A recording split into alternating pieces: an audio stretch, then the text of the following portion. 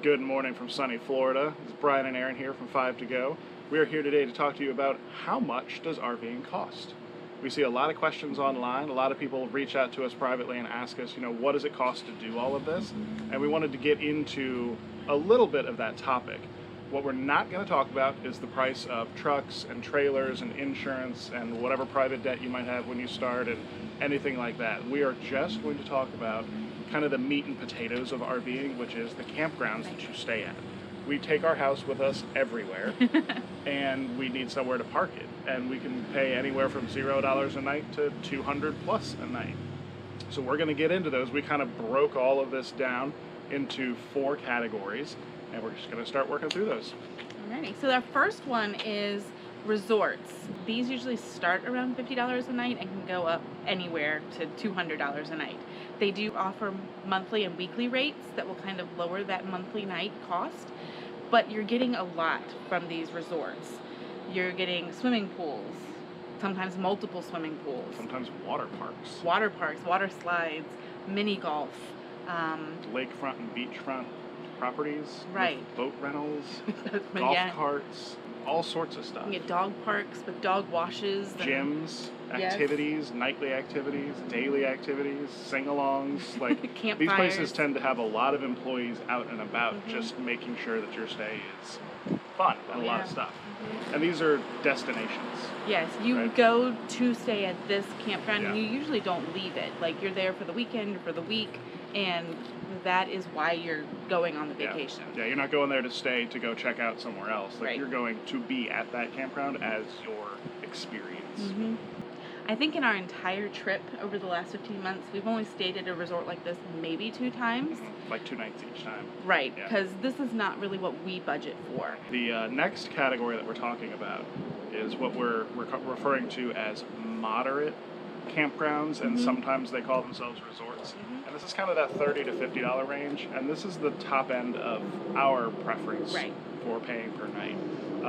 A lot of the KOAs fall into this range, and a lot of campgrounds that aren't in heavily touristed areas.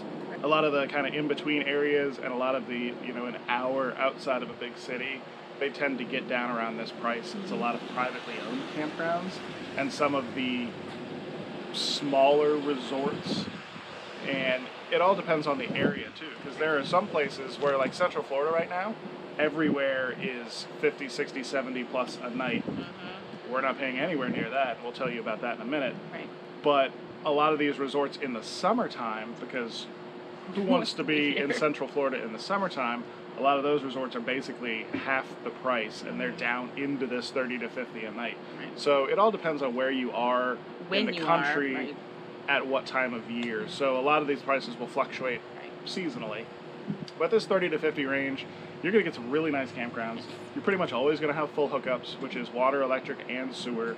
You're probably going to have cable. You might have Wi-Fi. You're going to have a clubhouse. You're probably going to have a pool or 2, maybe a kiddie pool, maybe a hot tub. You're going to have mini golf. You might have some activities. You might have employee or ranger-led activities on the weekends or on the busier nights. Probably not during the week. Some of those more expensive resorts, you're going to have activity, like a schedule every day. From morning till night. Yeah, they're doing stuff all the time. But this next level down, you're going to have activities on the busier nights. So Friday night, Saturday night, and so on. The moderate campgrounds, those 30 to 50 range, also offer weekly and monthly rates that drastically reduce your nightly cost. Yeah. You can sometimes get a week for $150 or a month for around $500 or less. And so really look into those. If you found a place that you like and you want to stay for a couple more days to get that weekly rate, it's definitely worth it. Yeah, a lot of times you're going to get 2 or 3 nights free, basically, because campgrounds like this, a lot of these are run by local people.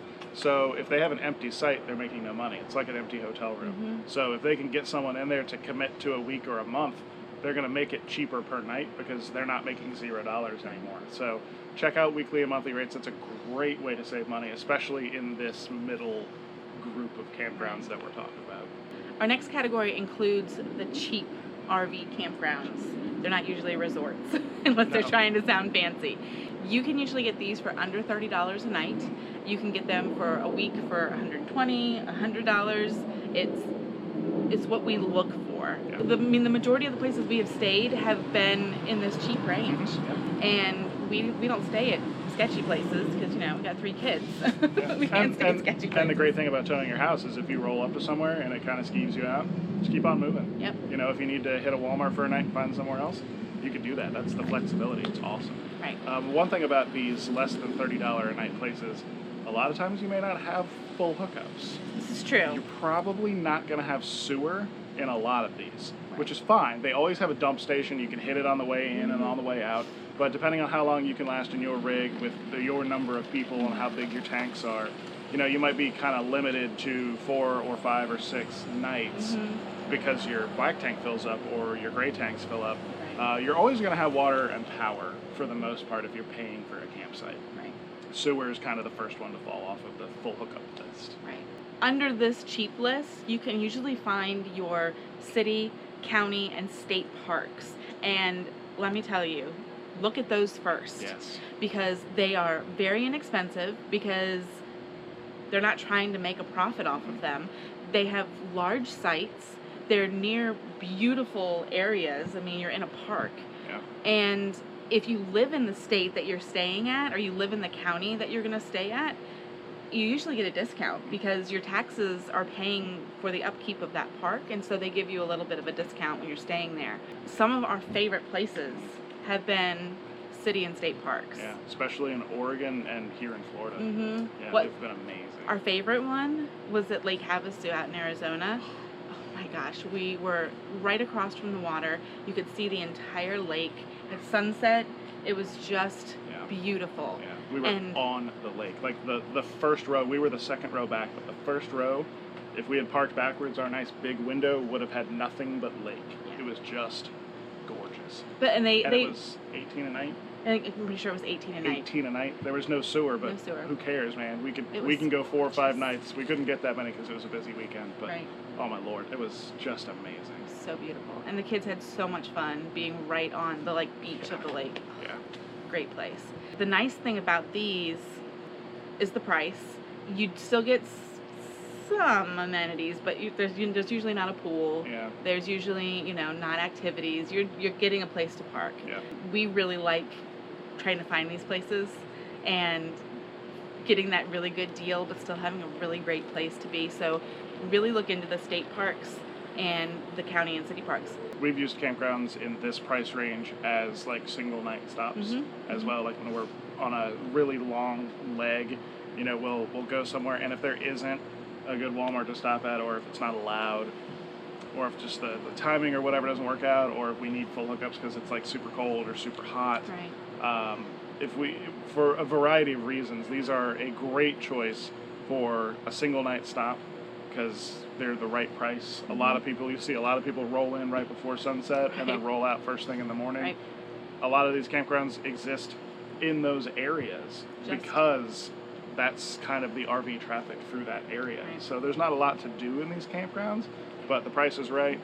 You've got hookups a lot of times, and it's a good. So this is kind of our meat and potatoes because we try to keep it at $30 a night or lower, just for our budget. Yep. And speaking of that, we also love to stay for free. We do love to stay for free. Yes. So let's talk about really, real, true free right now. Mm-hmm. Boondocking and mooch-docking are two things that are very popular, and we've done both several times. Mm-hmm. Boondocking is basically when you go and stay somewhere for completely free. Mm-hmm. There's probably no hookups. 99% of the time, there's no hookups whatsoever. There are people out there that boondock 300 nights a year or more. They have solar and lithium batteries and generators and extra tanks and just all sorts of stuff, and those people absolutely love doing that. I feel like I would like doing that without children later on in life maybe, but right now we don't do that a lot. We've done it. We did a weekend in Montana, and that was awesome because we were there with friends. And we've done it a couple times. When you stop at a Walmart overnight, you have no hookups, or a truck stop, or a rest stop, or whatever. We've done, a dozen of those. And those are great. Those are just to, get you to another area. But by and large, boondocking is not really our thing. The other absolutely free way to stay is mooch-docking. We love mooch-docking. Yeah, we do. This funny little word is our term for staying with friends and family, either on their land or, really close. Yeah. We've stayed in friends' driveways, in their backyards, in their front yards. We've stayed, on the street in their neighborhood because it was quiet and we were allowed to. Right. And there's no hookups. We've run extension cords out, just to keep the fridge running, Right. or to, keep the air moving through the rig and, run the supports up and down. And sometimes there'll be water. Yep. You can run a hose out and then you can have water for your toilet and stuff. But you're obviously not going to have like 50 amps and sewer and all of that. But you're at your friend's house. Right. Or you're at your family's house. And so you're there to see the people you love and spend time with them. But you're also not encroaching on their space because you have your own sleeping space. Right. You have your own bathroom, your own kitchen if necessary. Really the limit there is space. Right. So a lot of people that we want to see, they're in smaller neighborhoods. The driveway isn't 40 feet long. There's not room for us to fit, or there's HOA issues. Or they live in a very old town in New England. Yeah, or in a city in an apartment. Right. So there are obviously the mood stocking is going to vary wildly depending on who you're going to visit. But we think that's been some of our absolute favorite stopping because we're there to see people we love, and that's one thing that this traveling around has really afforded us is we've been able to see people we haven't seen in years, and this is an awesome way to get to hang out with them very comfortably. Absolutely. Another thing that we use, we've used a few times in our trip, is Harvest Hosts. This is a membership that's only like $50 or $60 a year. This gives you the ability to stay at wineries or breweries Or farms, museums. The idea between Harvest Hosts is you have been invited to come and stay at these places, or people have opened up their land to you to come with the hopes that you will go to a wine tasting, or you'll, check out the museum. Right. Do a Or brewery tour. The whole point of this is to save money on camping and have new experiences. We've heard about families that go and stay at a farm and the kids go out and help harvest strawberries or blueberries or help feed the goats or brush the horses. There's a lot of really neat, unique experiences that can happen when you kind of get off the beaten path. And Harvest Hosts really takes you off the beaten path. It takes you out of campgrounds and gets you somewhere new and somewhere interesting, and to meet new people and see new things. And meet local people who live in the area that you're visiting, and that's really kind of neat. Usually it's only for one night.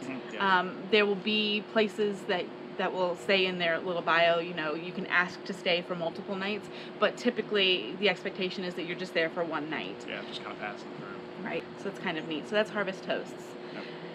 Now, so our big one. the big one, and you guys have heard us talk about this before. Yep. So we stayed in Virginia for 6 weeks. Before coming down here to Florida. We've been here for 3.5 months. Right. Prior to that, we were all up the East Coast, all up and down the West Coast, all over the Southwest, and we paid $0 a night. Yeah. $0 a night using our 1,000 Trails membership. Right. We started off with a zone pass for the Southwest and the West Coast and the Pacific Northwest. And the zone pass was not free. It was like $550 or $600. Right. But we used it for 90 nights. And the way it works is you have the pass, you can stay for free in any 1,000 Trails campground in those zones. So we stayed for 90 nights, which, $550 or $600 divided by 90, like you're down into the Single digit a night price for your campgrounds. And then when we got back over here to the East Coast, we actually upgraded to what's called an Elite Basic membership. I can't really get into details about how much these memberships cost and which one's right for you and all that. We'll put the guy's name down below who we used. Awesome guy, also a full-time family. But we went through Eric and got an Elite Basic membership, and we're basically paying $150 a month, and we can stay at any 1,000 Trails campground for 3 weeks and go from campground to campground. So it's basically $5 a night. Right, that's about how we... It's amazing. Like, we've been in Central Florida for 3.5 months and paid nothing monthly, or not a monthly, night. Yeah. So 1,000 Trails is definitely worth looking into. If you are going to be full-timing, I don't know how you don't have I don't know how people full-time without 1,000 Trails, because even if you only use it a couple nights a month, you're still paying way less than $30, $40, $50 a night. The biggest negative right. with 1,000 Trails. If you look at this map right here, you can see there's a really big hole in the middle of the country, and especially across the top of the country. We paid $0 a night all up California, which is amazing because California is not a cheap place to RV. The Pacific Northwest in the summertime, that is their peak season, $0 a night. So that's kind of a quick overview of what RVing costs. And again, we're just talking about campgrounds here. You can pay from $0 to $250 a night. You can pay from $0 a month to $3,000 a month. So really, the answer to how much does RVing cost, it's 100% up to you.